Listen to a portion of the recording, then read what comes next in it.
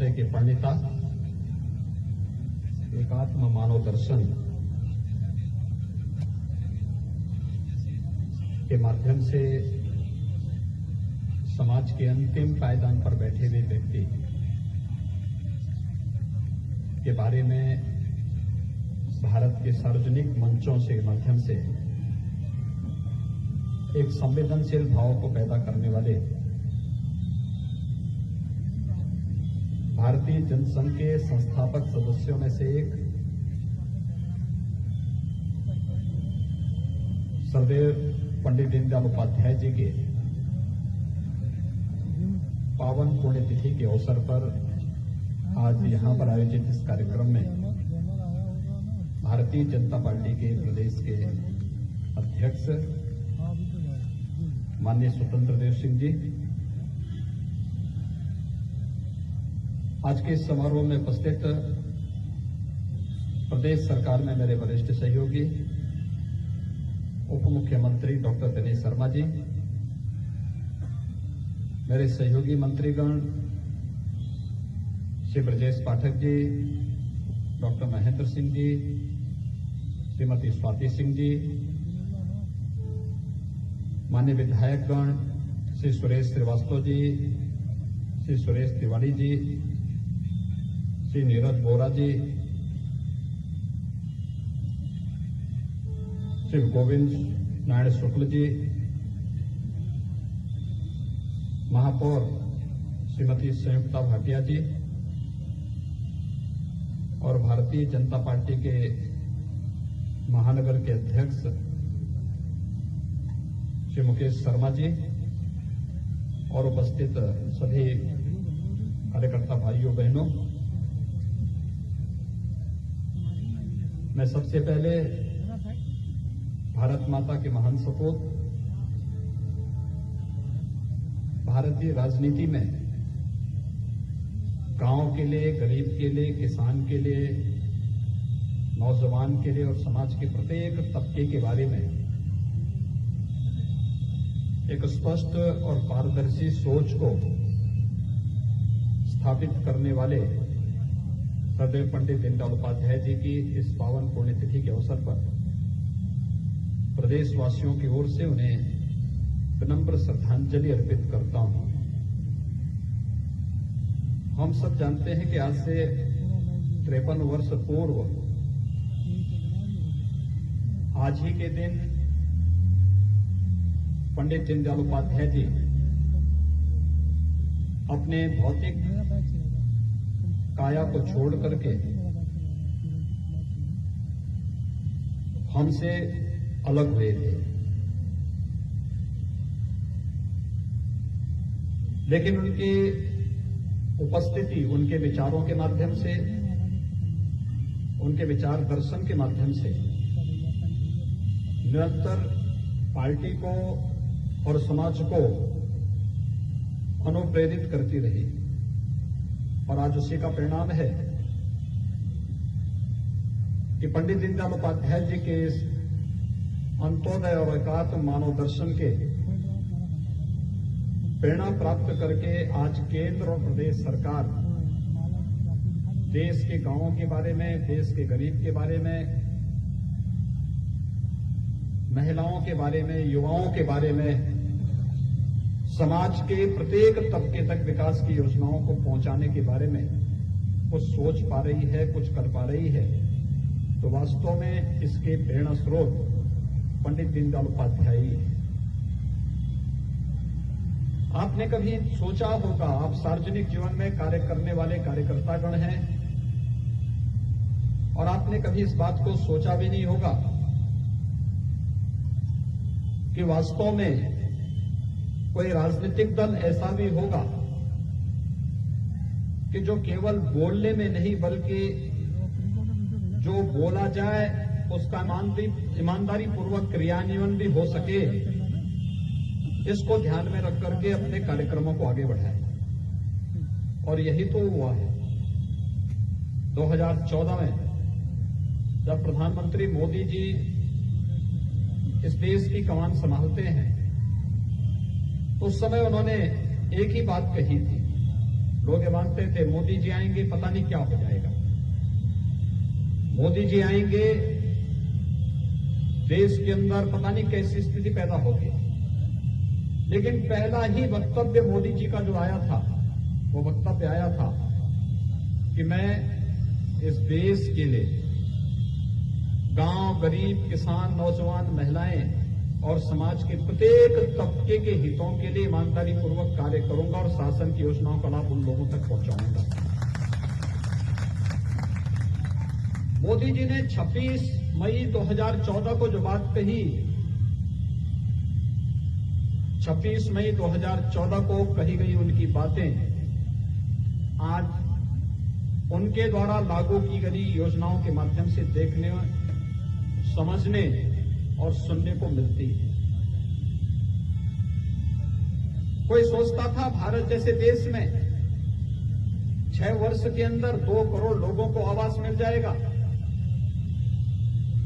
कोई सोचता था 10 करोड़ लोगों को शौचालय मिल जाएगा, 8 करोड़ लोगों को रसोई गैस के सिलेंडर मिल पाएंगे, 12 करोड़ किसानों को प्रधानमंत्री किसान सम्मान निधि का लाभ मिल पाएगा, 35 करोड़ गरीबों के जनधन अकाउंट खुल पाएंगे, देश की आधी आबादी 5 लाख रुपए सालाना स्वास्थ्य बीमा का कवर पाएगी, हर घर तक शुद्ध पेयजल की आपूर्ति के लक्ष्य को लेकर के जल जीवन मिशन लागू हो पाएगा। 1947 से लेकर के 2014 तक एक सपना था, लेकिन 2014 के बाद हमने अपनी आंखों से इसको हकीकत में बदलते हुए देखा है। यह हकीकत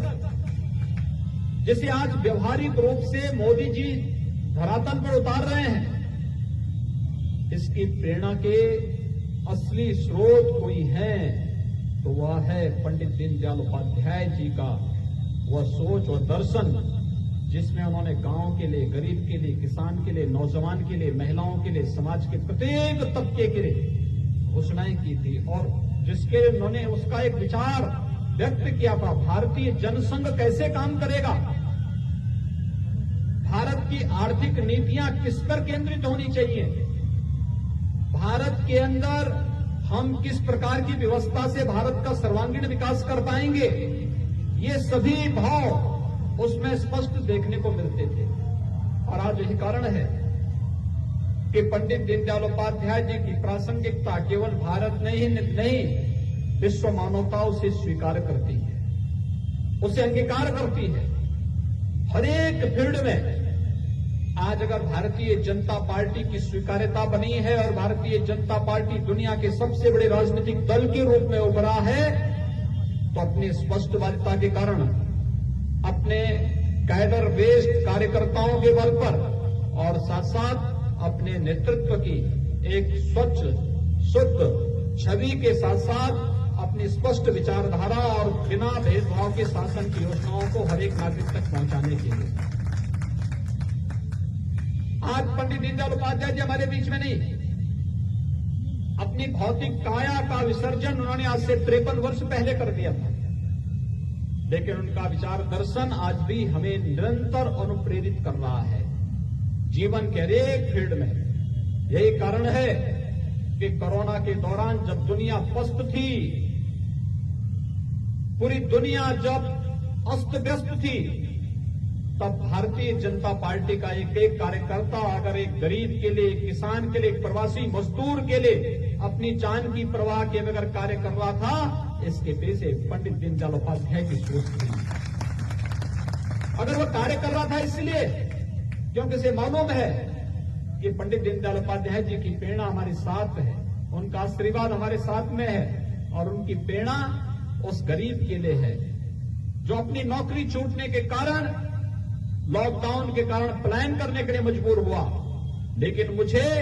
उसकी चिंता करनी है, स्वयं की चिंता नहीं करनी है, क्योंकि स्वयं की चिंता अगर मैं करूंगा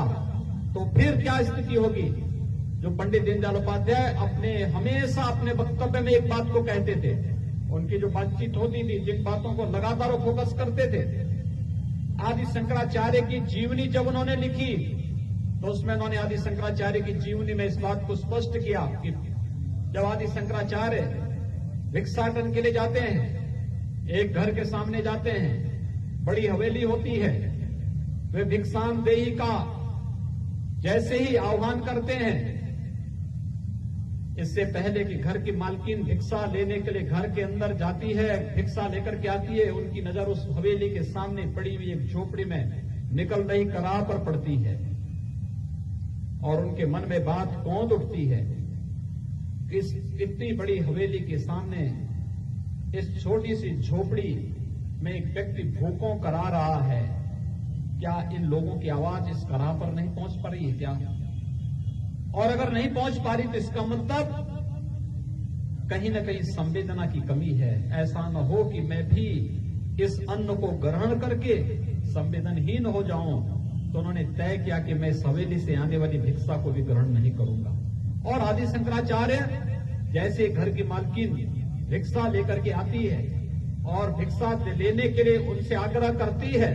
उन्होंने भिक्षा लेने से इनकार कर दिया। उन्होंने कहा नहीं, आपके घर के सामने इस भिक्षा की आवश्यकता मुझे नहीं है, लेकिन आपके घर के सामने इस झोपड़ी में निवास करने वाला यह व्यक्ति जो भूखों से करा रहा है, अगर भिक्षा आप उसको दे देती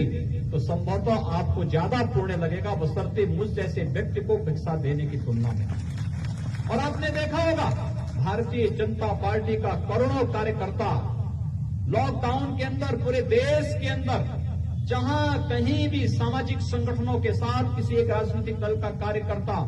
वहां पर सहयोग के साथ खड़ा होता हुआ दिखाई दिया था, वह भारतीय जनता पार्टी का कार्यकर्ता था। मार्गदर्शन प्रधानमंत्री मोदी जी का जरूर था, प्रेरणा प्रधानमंत्री मोदी जी की जरूर थी, आदेश राष्ट्रीय अध्यक्ष जी का जरूर था,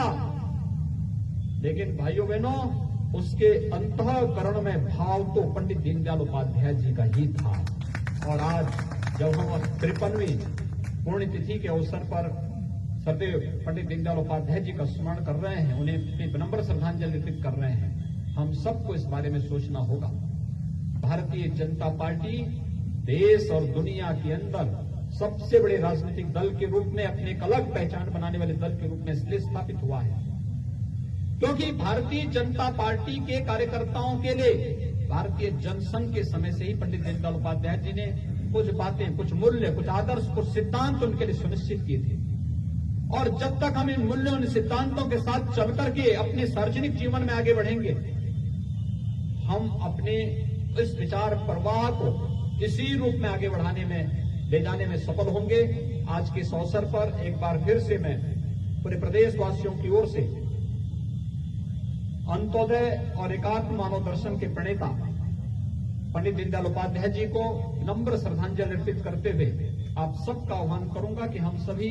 पंडित जी के बताए हुए उन मार्गों को अनुसरण करते हुए लोक कल्याण के लिए, राष्ट्र कल्याण के लिए अपना जीवन समर्पित करेंगे। इस विश्वास के साथ आप सबके प्रति भी मैं अपनी हृदय से मंगलमय शुभकामनाएं व्यक्त करते हुए आप सबको मौनी अमावस्या की भी हृदय से बधाई देता हूं, शुभकामनाएं देता हूं। धन्यवाद। जय हिंद।